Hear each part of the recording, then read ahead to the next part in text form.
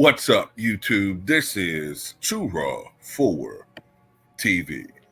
All right, so the Lakers are on a roll. I think they've won something like 12 of their last 15 games.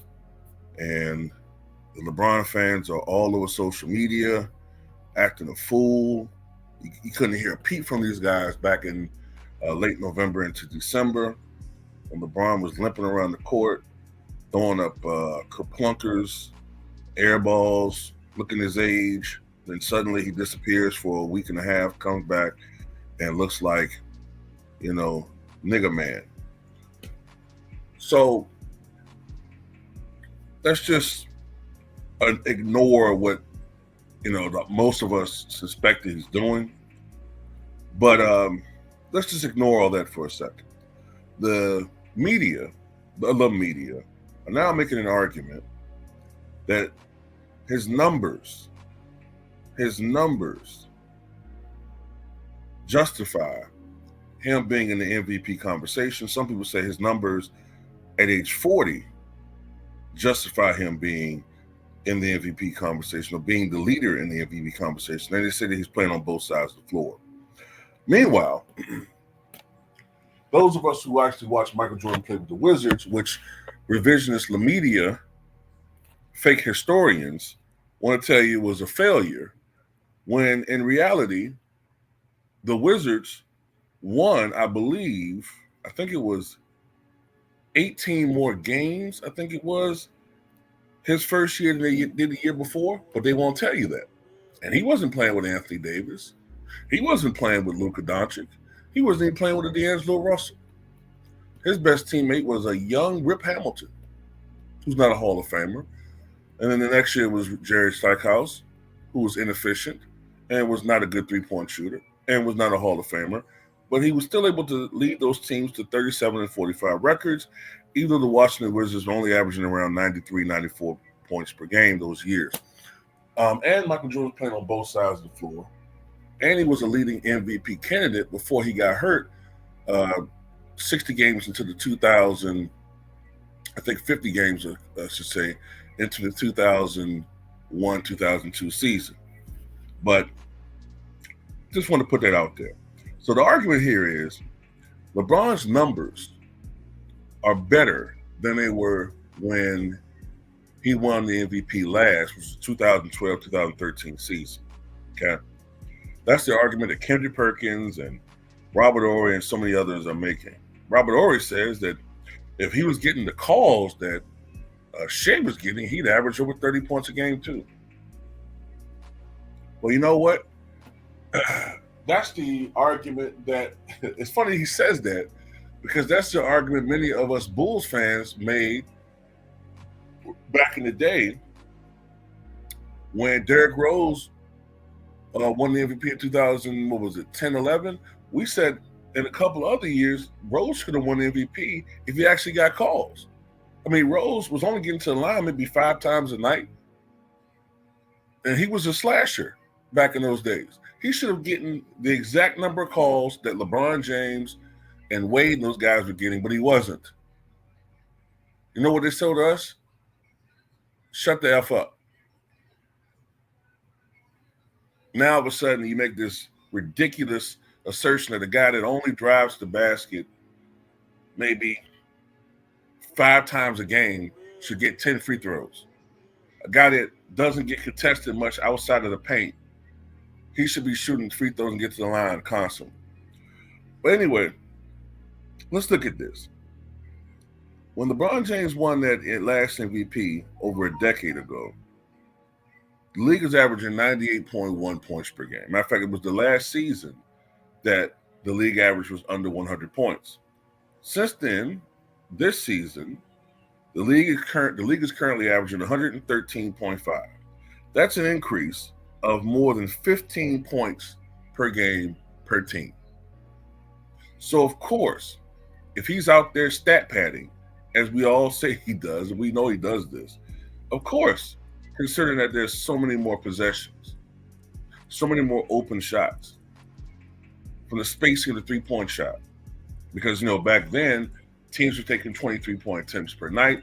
Now they take a whopping 37.5 attempts per night.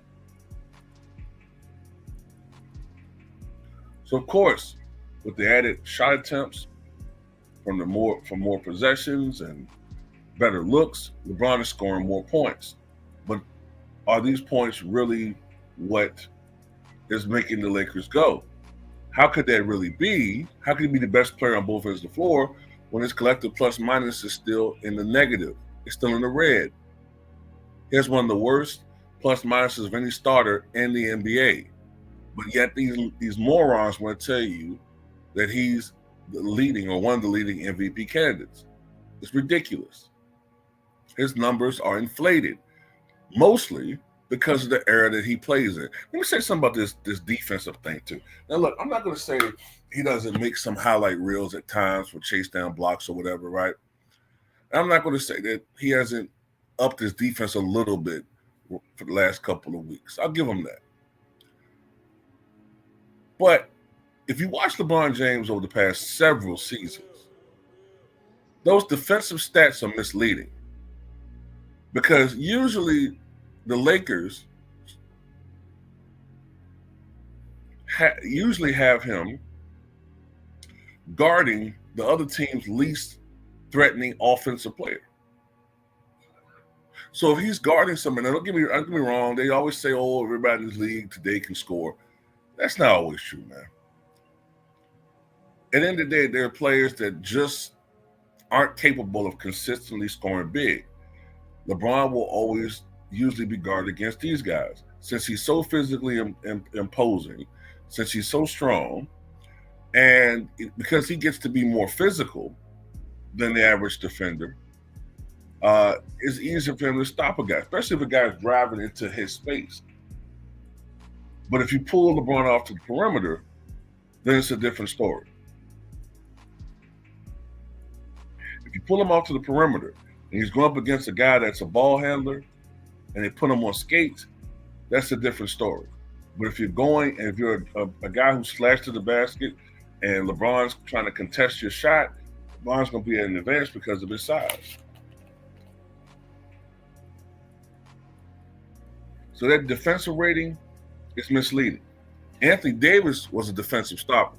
Anthony Davis was covering so much space out there on that floor.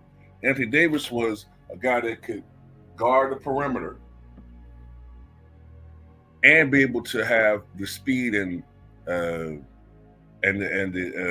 what's we're looking for, the speed and the lateral quickness to be able to recover and contest shots at the rim. Okay, now they're missing that right now, but it doesn't really matter. More likely because outside the Denver Nuggets, they don't have any big centers in the league anymore, right? You know what I'm saying? Now the one guy that they're probably going to struggle with is probably Giannis, and I wouldn't be surprised what happens is that the DEI NBA refs are going to probably get Giannis in foul trouble in those games because the league is rigged. But yeah, let's get back to this thing about how his numbers are fake. Let's look at Steph Curry for a second.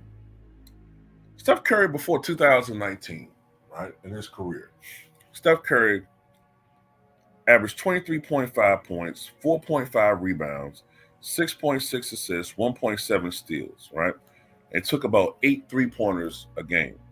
Since 2020, this decade, which should be considered the bottom part of his prime going into his out of prime years, because I consider this might be like the first year him out of his prime. Somehow, in the last few years, that average has gone from 23.5 to 27.4 points per game, 5.1 rebounds, 5.9 assists, and 1 steal. And he takes 12 3-pointers a game. So what am I getting at here? What I'm getting at is these guys are benefiting from the era they played in. This is a very offensively friendly era. Almost akin to what we saw in the 1960s. Now, I love Wilt Chamberlain, but I don't think Wilt Chamberlain could have scored 100 points in the 80s or the 90s. No matter what he says. Why? Because the era wasn't conducive to something like that. They had a lot of possession. 1961-62 is the most offensive friendly year in the league, in the history of the game. Teams were averaging 118.8 points per game that year. Teams also, because of the manner in which they took shots, shot at a relatively low percentage. I think they shot like 44% from the floor that year. They took a lot of long twos, which statistically is the least efficient shot in the league. Plus, those guys played on both ends of the floor, both ends of the floor the whole game. So that also led to a lower field goal percentage. These guys were playing 37, 40, 42, 45, 48 minutes a night. They were tired. So that's another reason why their field goal percentages were so low. Plus, did you know that the NBA used to count when you got fouled when you took a shot? You know, now they don't count that, but before they used to count it. And if you missed it, it went against your field goal percentage. So that hurt as well. But anyway, let's look at the best example I'm talking about here.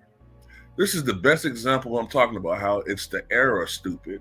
It's not that these players are so great. They are great, but the era helps these guys out as far as their numbers.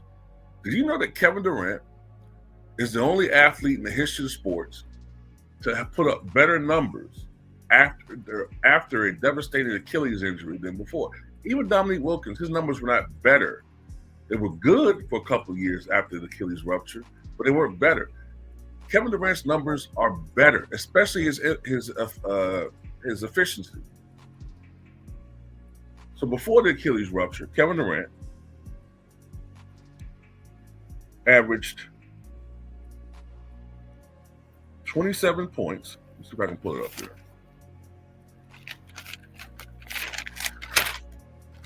He averaged 27 points, 7.1 rebounds, 4.1 assists. Matter of fact, I think there's a better way of doing it. Before the Achilles rupture, Kevin Durant averaged 27 points a night. Now, since the Achilles injury, 27.9. Before the Achilles rupture, 7.1 rebounds. Since 6.7. I think him playing in Golden State, playing power forward, helped to bump it up a little bit. Before the Achilles rupture, 4.1 assists. After the Achilles rupture, 5.2 assists.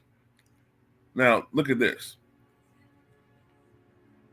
Before the Achilles rupture, he shot 49.3% for his career. Since the Achilles rupture, 53.1% from the floor. Before the Achilles rupture, 38.1% from three-point range. After the Achilles rupture, 40.7% from three-point range. The fact that he's putting up better numbers of greater efficiency after a devastating injury just goes to show you how easy it is to score in this era. Even Klay Thompson, who physically is nowhere near where he was before. Remember, Klay was a good defender before the injuries. He's terrible defensively now. He doesn't close out. Remember, Klay was probably, before the injuries, the best catch and shoot player I've ever seen in my life, as far as his muscle memory. He's not as great as he once was at that. But the guy's still averaging almost 14 points a game this year on 41% shooting and 27 minutes played a night, right? A couple of years ago, he was averaging 22 points a night, which is better than his career average of 19. So what I'm saying, ladies and gentlemen, is this isn't something to be bragging about with LeBron.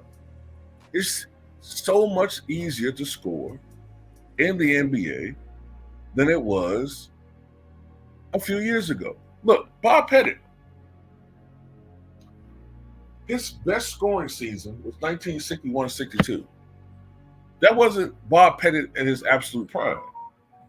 His best years were probably before 1960, when he was averaging 27, 26 points a night. But because of the era, because of the free-flowing, run and gun style they were playing, the fast breaking, and them getting better looks, his offensive numbers went through the roof. It's the era. So no, LeBron does not deserve to win the MVP just because he's putting up numbers. And I should say this too. I get tired of the media. I said it before and I'll say it again. I'm tired of them always negating the fact that this guy's playing, usually with a top 10 player on the same squad. We've been seeing this since Miami. They did it then. They negated the fact he was playing with Wade. They negated the fact he was playing with Bosh. They negated the fact oftentimes he was playing with Kyrie Irving. They negated the fact that he was playing with Anthony Davis, who's now gone. And now they're negating the fact that this guy's playing with a dude who, when he's at his best, is an MVP candidate extraordinaire. Now they're trying to make him out to be a sidekick. Unbelievable what they're doing. Shameless. Shameless, in my opinion. But anyway, that's what I got to say about it. Damn, we got doing no damn MVP.